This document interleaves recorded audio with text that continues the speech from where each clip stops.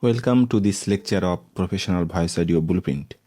So professional voice audio depends on many steps and you have to get all the steps correctly. You have to execute them all in order and of course in the correct manner. But we will be discussing the first step of getting professional quality audio. And the first step of getting professional quality audio is a good recording. So your recording quality will always limit how good the final audio quality can be. The better the recording quality, the better the final audio will be. If your recording quality is poor, sometimes it is impossible to fix certain things in post-processing. So you have to take care of recording very well.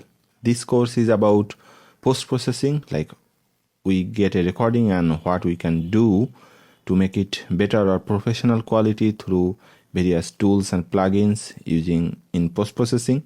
But the prerequisite is that you must have a good enough recording. So we'll be discussing some of the key aspects of getting good recording.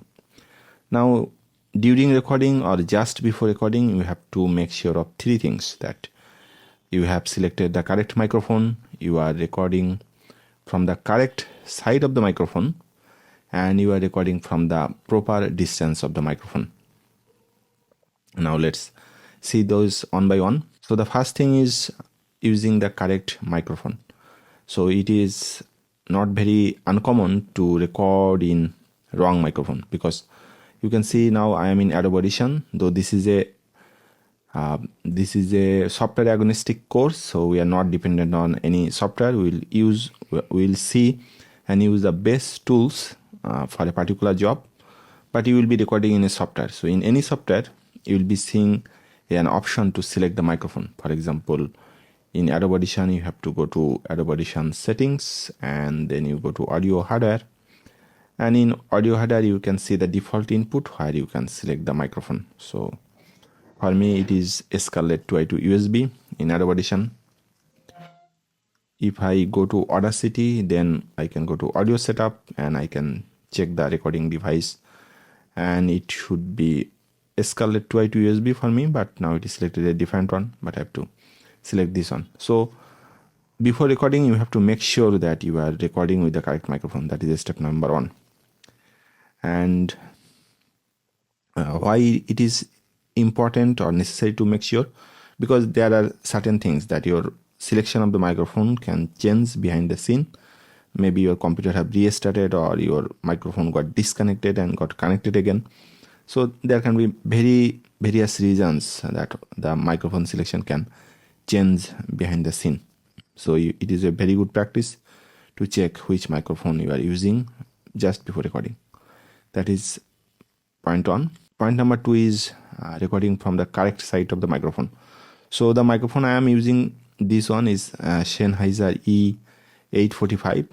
So this microphone's strong side is only this one, but not all microphone has this shape, or the microphone has something called the polar pattern. For example, if I go to this NT1, which is a popular microphone for voiceover, you can see the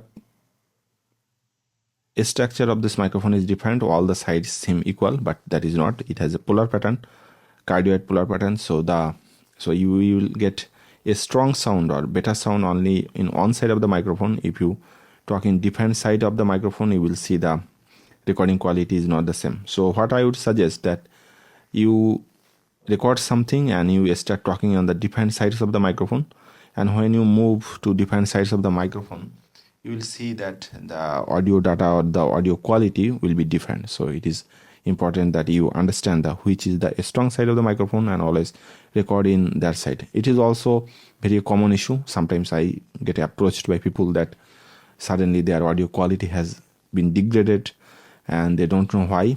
And most of the time what I see, that they actually using the microphone in a wrong way. They are using they are recording on the weaker side of the microphone, and when you do that, your audio will sound thin and it is no way closer to how the microphone output should be. So it is an important thing to know about the polar pattern.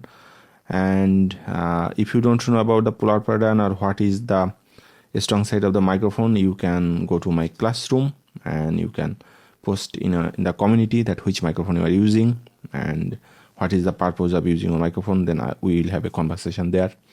You can also, if you have membership to this community, you can also chat with me regarding those.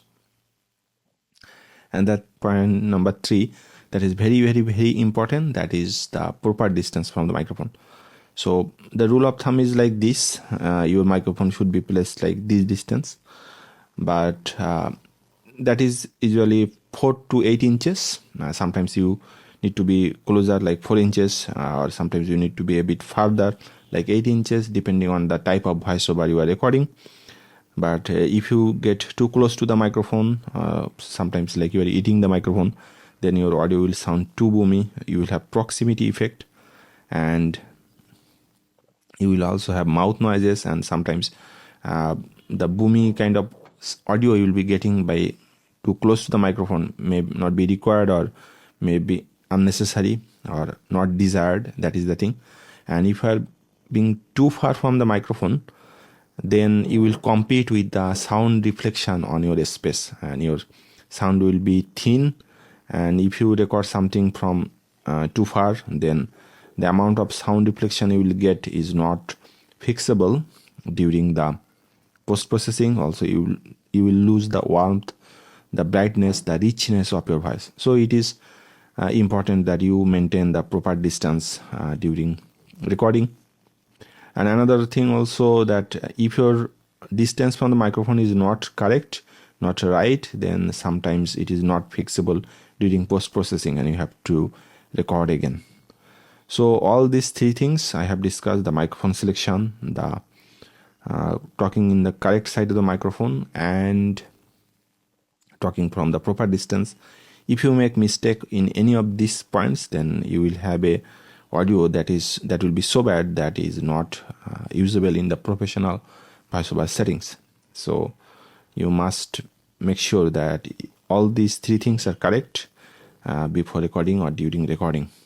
That's all for this lecture, and then we'll discuss more in our next lecture. If you're watching this video on YouTube, then you can access this course, the Professional Voiceover Blueprint, from this school community.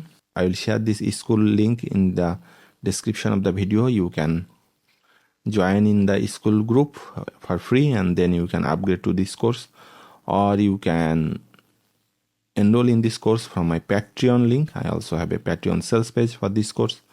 I'll also put that link in the description. So this course is about professional voice audio. So if your goal is to get high quality audio from your recording so that you can use it in professional voiceover or in audiobooks, then this is the course for you.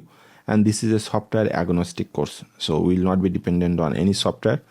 We'll be seeing the plugins or effects, proper effects or the best effects available for a job, like noise reduction, removing mouth clicks, getting the best EQ or the smoothness of our voice, getting the best compression.